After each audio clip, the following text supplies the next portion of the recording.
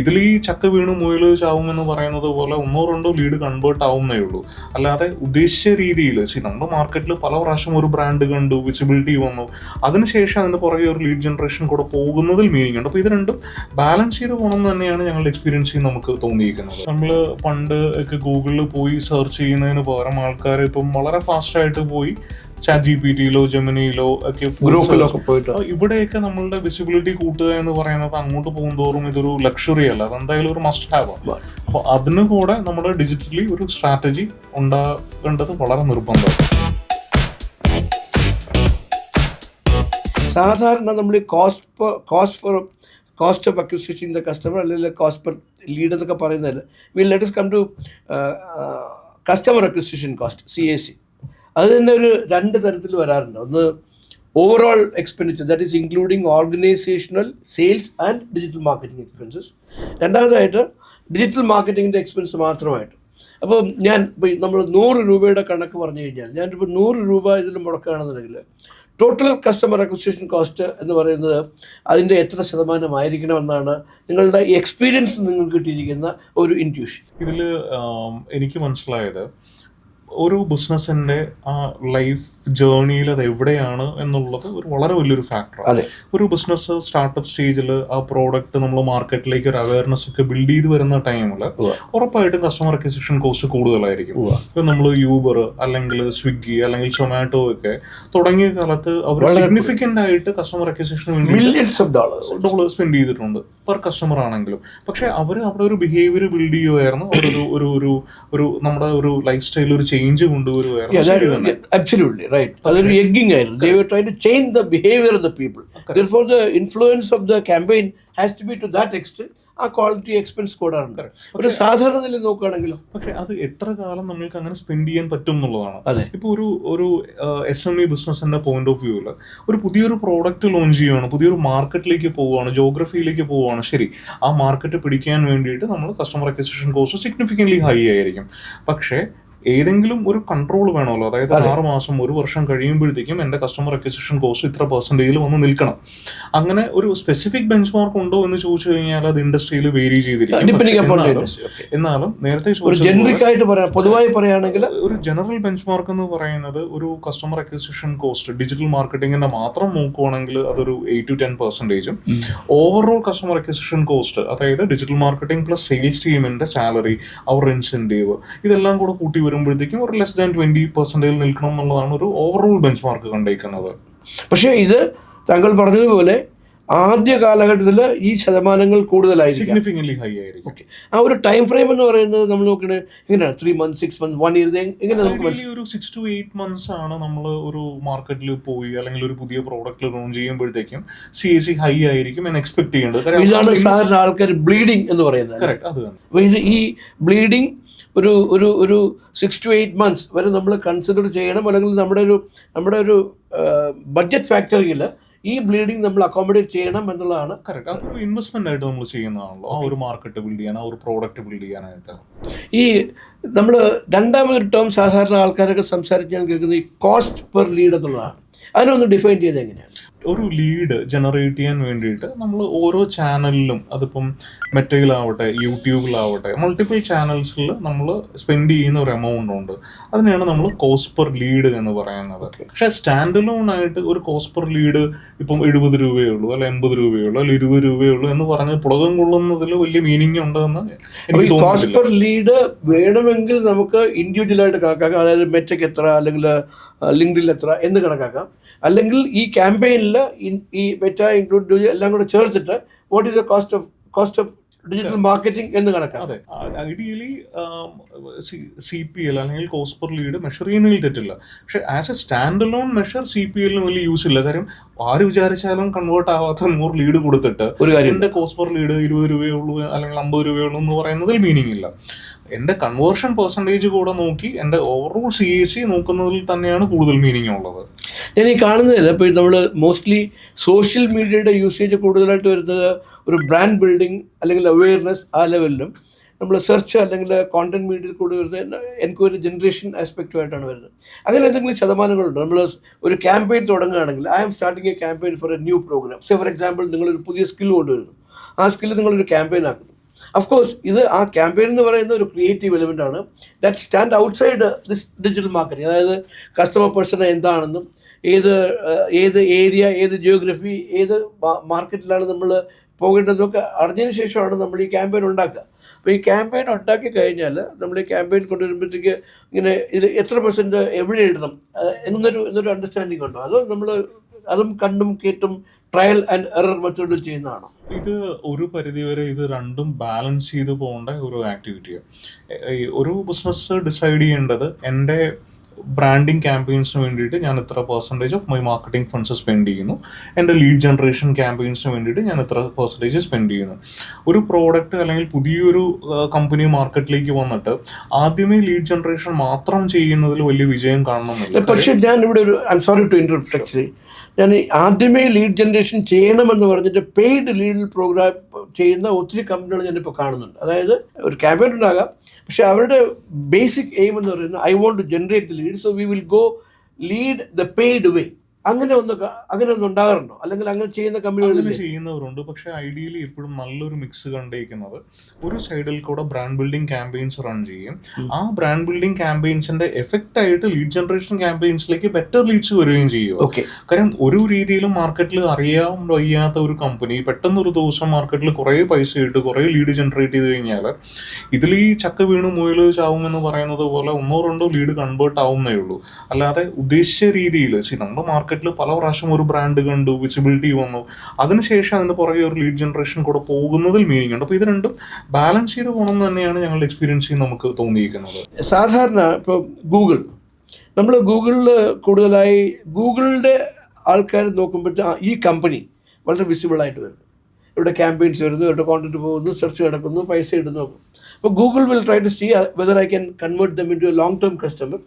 ഇപ്പോൾ long term customer അല്ലെങ്കിൽ ഒരു അക്കൗണ്ട് മാനേജ്മെൻറ്റ് പ്രിൻസിപ്പിൾ പ്രകാരം എപ്പോഴും ഈൽഡ് ഉണ്ടാകുന്ന, ഗ്രോത്ത് ഉണ്ടാകുന്ന ക്ലയൻസിനെയാണ് അവർ ലോങ് ടേം ക്ലയൻസ് ആയിട്ട് കണക്കാക്കാറുള്ളത്. പക്ഷേ നമ്മൾ നോക്കുന്നത് I am not trying to become a long term customer of Google, പക്ഷേ എവിടെ എന്തിട്ട് എത്ര കൂടുതൽ എൻക്വയറി ഉണ്ടാക്കണമെന്നാണ് നമ്മുടെ ശ്രമം. ഇപ്പോൾ ഒരു വശത്ത് അവരുടെ ഒരു പ്രഷർ, വളരെ നേരിയ രീതിയിലുള്ള പ്രഷർ എടുക്കുന്നത്, ഇത് നമുക്ക് ഇങ്ങനെ ചെയ്താൽ ഇങ്ങനെ വരും, they will either through their agents or directly they will try to influence us, ഇങ്ങനെയൊക്കെ ചെയ്താൽ. അപ്പോൾ പെട്ടെന്ന് ഈ കമ്പനിയിൽ ഇതൊക്കെ ചെയ്യുന്ന ഡിജിറ്റൽ മാർക്കറ്റിങ്ങിൻ്റെ ആൾക്കാരൊക്കെ ഗൂഗിളുമായിട്ടൊക്കെ സംവദിക്കാൻ തുടങ്ങുമ്പോഴത്തേക്ക് അവർക്കൊരു സ്റ്റേറ്റസ് ഉണ്ടാകും. അപ്പോൾ ആ സ്റ്റേറ്റസിൻ്റെ പുറത്ത് ഇൻഫ്ലുവൻസിൻ്റെ പുറത്ത് ഈ പ്രൊപ്പോർഷണേറ്റ് ഇൻവെസ്റ്റ്മെൻ്റ് ഒക്കെ മാറാം. Because somebody is influencing you to spend more in their channel. You understand? അത് സാധാരണ വരാറുണ്ടോ എന്നാണ് ചോദ്യം. അങ്ങനെ നമ്മുടെ എക്സ്പീരിയൻസിൽ ഇപ്പോൾ ഗൂഗിളോ അല്ലെങ്കിൽ മെറ്റയോ പോലെയുള്ള ലാർജ് കോർപ്പറേഷൻസ് ഒരു SME ലെവലിൽ വലിയൊരു ഇൻവോൾവ്മെന്റ് നമ്മൾ ഇതുവരെ കണ്ടിട്ടില്ല. അവരെ സംബന്ധിച്ച് ഇതൊരു റോബോട്ടിക് ആയിട്ട് ഓടുന്ന ഒരു പ്രോസസ്സ്. മേ ബി വളരെ ലാർജ് അക്കൗണ്ട്സിന്റെ കാര്യത്തിൽ അവർ അഡീഷണൽ ക്രെഡിറ്റ്സ് ഒക്കെ കൊടുക്കുന്നതായിട്ട് കേട്ടിട്ടുണ്ട്. പക്ഷെ ഒരു SME ലെവലിൽ അങ്ങനെ വലിയൊരു ഇൻവോൾവ്മെന്റോ സപ്പോർട്ടോ കറക്റ്റ് അത്രയേ ഉള്ളൂ. ഓക്കെ, ഇനി വേറൊരു ചോദ്യം ചോദിക്കാനുള്ളത്, നമ്മളിപ്പോൾ ഈ പെയ്ഡ് ആൻഡ് അൺപെയ്ഡ് പ്രോ അല്ലെങ്കിൽ ഓർഗാനിക് ആൻഡ് ഇനോർഗാനിക് എന്ന് പറയുന്നത്. Okay, inorganic is where the cost of creating the lead വളരെ കൂടുതലായിട്ട് വരുന്നതാണ്. അതേസമയത്ത് ഓർഗാനിക് അല്ലെങ്കിൽ കോണ്ടന്റ് ലെവലിൽ പോവുകയാണെങ്കിൽ what we are trying to do is we are trying to create our own keywords. We are trying to incorporate those in on a blog അല്ലെങ്കിൽ പല രീതിയിലും കൂടെ നമ്മൾ സ്പ്രെഡ് ചെയ്തിട്ട് അവിടെ ഒരു ഇംപ്രഷനും ആ ഇംപ്രഷന് ഒരു ക്ലിക്കും ആ ക്ലിക്കിൽ നിന്ന് ഒരു ലീഡും ഒക്കെ നമ്മൾ ഉണ്ടാക്കാൻ ശ്രമിക്കുകയാണ് ചെയ്തത്. അപ്പോൾ ഈ സാധാരണ കമ്പനികൾ ആദ്യം അവരുടെ കോസ്റ്റ് ഓഫ് ഡിജിറ്റൽ മാർക്കറ്റിംഗ് കൂടുതലായിരിക്കും, particularly from a paid perspective. അവർ അതേസമയത്ത് കണ്ടന്റ് ബിൽഡ് ചെയ്ത് വരികയായിരിക്കും. അപ്പോൾ ഈ കോണ്ടന്റ് ബിൽഡ് ഒരു ലെവൽ എത്തുമ്പോഴത്തേക്ക് this element may come down and some equilibrium may be achieved. അങ്ങനെ ഒരു കൺസെപ്റ്റിൽ വിശ്വസിക്കുന്നുണ്ടാവും. ഉറപ്പായിട്ടും നമ്മളുടെ കോണ്ടന്റിന്റെ വോളിയം ക്വാളിറ്റിയും കൂടി വരുന്നതിനനുസരിച്ചിട്ട് നമ്മളുടെ ഓഡിയൻസ് ബേസും കൂടി വരുവാണല്ലോ. ഈ ഓഡിയൻസ് ബേസിൽ നിന്ന് നമ്മൾക്ക് വരുന്ന ഓർഗാനിക് ആയിട്ടുള്ള ഇൻബൗണ്ട് ലീഡ്സിന്റെ ക്വാളിറ്റി വളരെ വലിയ ക്വാളിറ്റിയാണ്. നമ്മൾ പെയ്ഡ് ആയിട്ട് ക്യാമ്പയിൻസ് നടത്തി ക്ലിക്കിൽ നിന്ന് ലീഡ് വന്നു, ലീഡ് നമ്മളൊരു സെയിൽസ് ആളെ കൊണ്ട് വിളിപ്പിച്ചു, അതിൽ നിന്ന് കിട്ടുന്ന കൺവേർഷൻസിനേക്കാളും ഫാർ ബെറ്റർ ആയിരിക്കും നമ്മളുടെ കോണ്ടന്റിന്റെ ക്വാളിറ്റി കൊണ്ട് ഇൻബൗണ്ട് ആയിട്ട് വരുന്ന ലീഡ്സ്. അപ്പോൾ നേരത്തെ പറഞ്ഞതുപോലെ നമ്മൾ ഇതൊരു മിക്സ് ആണല്ലോ, അതായത് നമ്മൾ കോണ്ടന്റ് ക്രിയേഷനിൽ സ്പെൻഡ് ചെയ്യുന്നതിന്റെ തുല്യമായിട്ട് വേണം, ഒരു ബാലൻസിൽ വേണം നമ്മൾ ലീഡ് ജനറേഷൻ ആക്ടിവിറ്റീസിന് സ്പെൻഡ് ചെയ്യാനായിട്ട്. അപ്പോൾ over A period of time നമ്മുടെ ആഗ്രഹം എന്ന് പറയുന്നത് നമ്മൾ പെയ്ഡ് ആയിട്ടുള്ള ക്യാമ്പയിൻസിൽ നിന്ന് ഇടുന്ന കോസ്റ്റിനേക്കാളും ബാലൻസ് ചെയ്ത് നമുക്ക് മറ്റത് കുറച്ചുകൊണ്ട് വരാൻ പറ്റണം. ഓക്കെ. ഇനി വേറൊരു ചോദ്യമുള്ളത്, ഈ നമ്മളിപ്പോൾ ലോങ് ടേം ആയിട്ട് ബഡ്ജറ്റ് ഓരോ ആക്ടിവിറ്റിക്ക് കൊടുക്കുകയും ഡിജിറ്റൽ മാർക്കറ്റിങ്ങിൻ്റെ എക്സ് എമൗണ്ട് ബഡ്ജറ്റ് നമ്മൾ അലൊക്കേറ്റ് ചെയ്യുമ്പോഴത്തേക്ക് വർഷാവർഷം അത് കൂടുകയാണ് വരുന്നത്. സെയിൽസിനനുസരിച്ച് അല്ലെങ്കിൽ നമ്മുടെ ബിസിനസ്സിനനുസരിച്ച് ഇത് കൂടുകയാണ് വരുന്നത്. പല ആൾക്കാരും അല്ലെങ്കിൽ ഞാൻ സംസാരിക്കുന്ന പലരും പറയുന്നത് ഒരു പർട്ടിക്കുലർ ലെവൽ കഴിഞ്ഞാൽ any amount of money spend on digital marketing is not becoming effective എന്ന് ഞാൻ ചില സ്ഥലങ്ങളിൽ നിന്നൊക്കെ കേട്ടിട്ടുണ്ട്, particularly through the Google route. Okay, അത് ശരിയാണോ? അങ്ങനെ ഒരു കൺസെപ്റ്റ് ഉണ്ടോ? നമ്മൾ ഇടുന്ന ടാർഗറ്റ് ഓഡിയൻസിൽ നമ്മൾ ഇടുന്ന എമൗണ്ടിനനുസരിച്ചാണല്ലോ ടാർഗറ്റ് ഓഡിയൻസ് മറ്റേ അല്ലെങ്കിൽ ഗൂഗിൾ ഡിസൈഡ് ചെയ്യുന്നത്. അപ്പോൾ നമ്മൾ എമൗണ്ട് കൂട്ടുന്നതിനനുസരിച്ച് ഉറപ്പായിട്ടും നമ്മളുടെ ലീഡിന്റെ എണ്ണം കൂടുന്നതായിട്ട് പലപ്പോഴും കാണുന്നുണ്ട്. പക്ഷേ ലീഡിന്റെ ക്വാളിറ്റി കൂടണമെന്നുണ്ടെങ്കിൽ ഞങ്ങളുടെ എക്സ്പീരിയൻസിൽ പല ചാനലിലേക്ക് അത് സ്പ്രെഡ് ചെയ്ത് വിടാം. ഒന്ന് മാത്രം പറ്റില്ല. കറക്റ്റ്. ഇപ്പോൾ അത് ലിങ്ക്ഡിനിലേക്കാവാം, ഇൻസ്റ്റയിലേക്കാവാം, ഗൂഗിളിന്റെ PPC ക്യാമ്പയിൻസിലേക്കാവാം, മൾട്ടിപ്പിൾ ചാനൽസിലേക്ക് സ്പ്രെഡ് ചെയ്ത് വിടുമ്പോൾ ആ വരുന്ന ലീഡിന്റെ ക്വാളിറ്റി കുറച്ചുകൂടെ ബെറ്റർ ആയിട്ട് കാണുന്നുണ്ട്. കാര്യം നമുക്ക് ഉള്ള ഇപ്പം ഫുൾ ഫണ്ട് നമ്മൾ ഒരേ ഒറ്റ ചാനലിൽ തന്നെ ഇടുമ്പോഴത്തേക്കും എനിക്ക് തോന്നുന്നത് പോകുന്നത് ഒരേ ഓഡിയൻസിലേക്ക് തന്നെയാണ് പോകുന്നത്. ഏറ്റവും നന്നായിട്ട് നമുക്ക് ചെയ്യാൻ പറ്റുന്നത് നമുക്ക് ഉള്ള ഫണ്ട് മൾട്ടിപ്പിൾ ചാനൽസിൽ ഇട്ടിട്ട് ഏത് ചാനലിലാണോ ഏറ്റവും കൂടുതൽ റിസൾട്ട് കിട്ടുന്നത്. അല്ലാതെ എല്ലാ ഫണ്ടും ഒറ്റ ചാനലിൽ തന്നെ ഇട്ട് കഴിഞ്ഞാൽ ആ റീച്ച് ചെയ്യുന്ന ഓഡിയൻസ് സെയിം തന്നെയാണ്. അല്ലെങ്കിൽ നമുക്ക് അത് വേറൊരു ജോഗ്രഫിയിലേക്ക് നമുക്ക് ടാർഗറ്റ് മാറ്റി പിടിക്കാൻ പറ്റണം. ലേറ്റ്ലി ഞാൻ മനസ്സിലാക്കുന്നത് ഈ ടെക്സ്റ്റ്, ഗ്രാഫിക്സ്, ആനിമേഷൻ അല്ലെങ്കിൽ ഓഡിയോ, വീഡിയോ അങ്ങനെ പല രീതിയിൽ കൂടെയുള്ള കമ്മ്യൂണിക്കേഷൻ പോകുന്നതല്ല, ഏറ്റവും കൂടുതലായിട്ട് ഈ നമ്മുടെ ടാർഗറ്റ് ഓഡിയൻസ് കൂടുതലായിട്ട് അവർ നോക്കുന്നതും അവർ റെഫർ ചെയ്യുന്നതൊക്കെ വീഡിയോ ആനിമേഷൻ ലെവലിലുള്ള മെസ്സേജസും അല്ലെങ്കിൽ കമ്മ്യൂണിക്കേഷൻസും ആയിരിക്കും. അപ്പോൾ അത് ശരിയാണോ? അങ്ങനെയാണെന്നുണ്ടെങ്കിൽ അതിൻ്റെ ഒരു നമ്മൾ മൈക്രോ വീഡിയോസ് അല്ലെങ്കിൽ സ്മോൾ വീഡിയോസ് എന്നൊക്കെ പറയുന്നത് എത്ര കണ്ട് ഇങ്ങനെയുള്ള ഒരു ടാർഗറ്റ് ഗ്രൂപ്പിനെ ഇൻഫ്ലുവൻസ് ചെയ്യുന്നു എന്ന് പറയാം? ഒരു യങ്ങർ ഓഡിയൻസ് ആണെങ്കിൽ ഇവർ ഏറ്റവും കൂടുതൽ ടൈം സ്പെൻഡ് ചെയ്യുന്നത് നമ്മൾ എവിടെയാണ് വാച്ച് ചെയ്ത് കഴിഞ്ഞാൽ ഇതിപ്പം ഇൻസ്റ്റയിലൊക്കെയാണ് കൂടുതലും സ്പെൻഡ് ചെയ്യുന്നത്. ഇനി അതിൻ്റെയും അടുത്തൊരു ജനറേഷൻ ആണെന്നുണ്ടെങ്കിൽ ഒരു സ്നാപ്ചാറ്റിലൊക്കെയാണ് സ്പെൻഡ് ചെയ്യുന്നത്. അപ്പോൾ ഇവർ എവിടെയാണോ ടൈം സ്പെൻഡ് ചെയ്യുന്നത് അവരുടെ അറ്റൻഷൻ ക്യാപ്ചർ ചെയ്യാൻ വേണ്ടിയിട്ട് അതേ ഒരു ഫോർമാറ്റിൽ നമ്മൾ സാധനം ഇറക്കി വിടുക. അങ്ങനെ നോക്കുമ്പോഴത്തേക്ക് ഏറ്റവും കൂടുതൽ വീഡിയോ ഫോർമാറ്റിനാണ് കൂടുതലും അക്സെപ്റ്റൻസ് കിട്ടുന്നതും ഇവർ ടൈം സ്പെൻഡ് ചെയ്യുന്നത്. അപ്പോൾ വീഡിയോ ഫോർമാറ്റ്സ് തന്നെയാണ് ഇപ്പോൾ കൂടുതലും ആ ഒരു പെർട്ടിക്കുലർ B2C ഓഡിയൻസിൽ നിന്ന് നമുക്ക് നല്ല ലീഡുകൾ കിട്ടാൻ വേണ്ടിയിട്ട് യൂസ്ഫുൾ ആവുന്നത്. അവസാനത്തെ ചോദ്യം, അതായത് ഇപ്പോൾ ഡിജിറ്റൽ മാർക്കറ്റിംഗ് എന്ന് പറഞ്ഞത് കഴിഞ്ഞ ഒരു 15 വർഷത്തിന് ഇപ്പുറത്തായിട്ടുള്ളൊരു സംഭവമാണ്. പല പ്രകാരമായി തുടങ്ങി ഇപ്പോൾ ഒരു ഓഷ്യൻ പോലെ എല്ലാ മീഡിയാസ് കവർ ചെയ്ത്, എല്ലാ ചാനൽസ് കവർ ചെയ്ത് നമ്മളുടെ ടാർഗറ്റഡ് ഓഡിയൻസിൽ എത്തിക്കാനുള്ള, പോയിന്റഡ് ആയിട്ട് എത്തിക്കാനുള്ള ഒരു പോസിബിലിറ്റിയാണ് ഡിജിറ്റൽ മാർക്കറ്റിംഗ്. പണ്ടൊക്കെ TV അല്ലെങ്കിൽ above the line, TV, news paper, radio എന്നൊക്കെ പറഞ്ഞ് കവർ ചെയ്യുന്ന ആൾക്കാരും പലരും ഇങ്ങോട്ട് വന്നു. പല ഏജൻസീസ് അവരുടെ കോൺസെൻട്രേറ്റഡ് എഫേർട്സ് ഇപ്പോൾ ഇങ്ങനെ ഡിജിറ്റൽ മാർക്കറ്റിംഗ് അല്ലെങ്കിൽ ബിലോ ദ ലൈൻ ഇതിലാണ് സ്പെൻഡ് ചെയ്തത്. അപ്പോൾ ഈ ചോദ്യം എന്ന് പറയുന്നത്, ഈ digital marketing is going to stay എന്ന് പറഞ്ഞാൽ അത് ശരിയാകുമോ? അതോ ഇനി വരുന്ന ഈ AI ML യുഗത്തിൽ വേറെന്തെങ്കിലും പുതിയ ടെക്നോളജികൾ ഇതിനെ ആകർഷിക്കുമോ? ഡിജിറ്റൽ മാർക്കറ്റിങ്ങിൻ്റെ ഇപ്പോൾ ഒരു ചലഞ്ച് കാണുന്നത് ഒരു കസ്റ്റമറുടെ അറ്റൻഷൻ ക്യാപ്ചർ ചെയ്യാൻ വേണ്ടിയിട്ട് ഒത്തിരി ആൾക്കാരും ഒരേ സമയം ശ്രമിച്ചുകൊണ്ടിരിക്കുക. നമ്മളിപ്പോൾ നമ്മുടെ തന്നെ ഫേസ്ബുക്ക് അല്ലെങ്കിൽ ഇൻസ്റ്റാഗ്രാം ഒക്കെ തുറന്നു നോക്കിക്കഴിഞ്ഞാൽ കുറേ കാലം മുമ്പ് വരെ ജെനുവിൻ ആയിട്ടുള്ള നമ്മൾ തന്നെ ഫ്രണ്ട്സിന്റെ കോണ്ടന്റ് കണ്ടുകൊണ്ടിരുന്നതിന് പകരം ഇന്ന് കാണുന്നതിൽ ഒരു 90% സ്പോൺസേഡ് പോസ്റ്റുകളാണ്.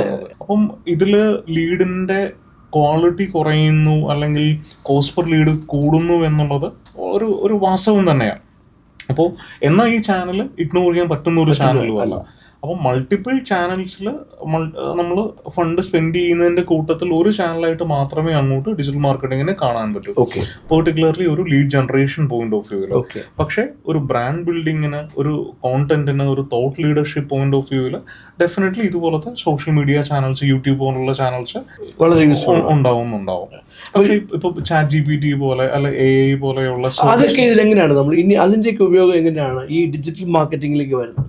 നമ്മൾ പണ്ട് ഒക്കെ ഗൂഗിളിൽ പോയി സെർച്ച് ചെയ്യുന്നതിന് പകരം ആൾക്കാർ ഇപ്പം വളരെ ഫാസ്റ്റായിട്ട് പോയി ചാറ്റ് GPT-യിലോ ജെമിനിയിലോ ഒക്കെ ഗ്രൂപ്പിലൊക്കെ പോയിട്ട് ഇവിടെയൊക്കെ നമ്മളുടെ വിസിബിലിറ്റി കൂട്ടുക എന്ന് പറയുന്നത് അങ്ങോട്ട് പോകുന്തോറും ഇതൊരു ലക്ഷറി അല്ല, അതെന്തായാലും ഒരു മസ്റ്റ് ഹാവ് ആണ്. അപ്പോൾ അതിന് കൂടെ നമ്മുടെ ഡിജിറ്റലി ഒരു സ്ട്രാറ്റജി ഉണ്ടാകേണ്ടത് വളരെ നിർബന്ധമാണ്. സോ ഫ്രണ്ട്സ്, നമ്മുടെ കഴിഞ്ഞ ഒരു 30 മിനിറ്റ്സിൻ്റെ അറ്റംപ്റ്റ് ഈ കുറേ കൂടി അനലിറ്റിക്കൽ ലെവലിൽ ഡിജിറ്റൽ മാർക്കറ്റിങ്ങിനെ കാണാനായിട്ടായിരുന്നു. ഒരു ഔട്ട്കം ബേസ്ഡ് ആയിട്ട് പറയുന്നതിന് പകരമായിട്ട് ഡിജിറ്റൽ മാർക്കറ്റിംഗ് ഇന്ന് പല ഓർഗനൈസേഷനിലും അവരുടെ reaching out the customer way of reaching out the കസ്റ്റമറായി മാറിയതിനാൽ അതിൻ്റെ പുറകിലുള്ള സ്റ്റാറ്റിസ്റ്റിക്സും അല്ലെങ്കിൽ അതെങ്ങനെയാണ് ഏത് രീതിയിലാണ് അത് വർത്തിക്കുക എന്ന ഒരു അനലിറ്റിക്കൽ രീതിയിലാണ് ഇന്നത്തെ ഡിസ്കഷൻ ഉണ്ടായത്. നിങ്ങൾക്ക് അത് മനസ്സിലാകുമെന്ന് വിശ്വസിക്കുന്നു. Thank you.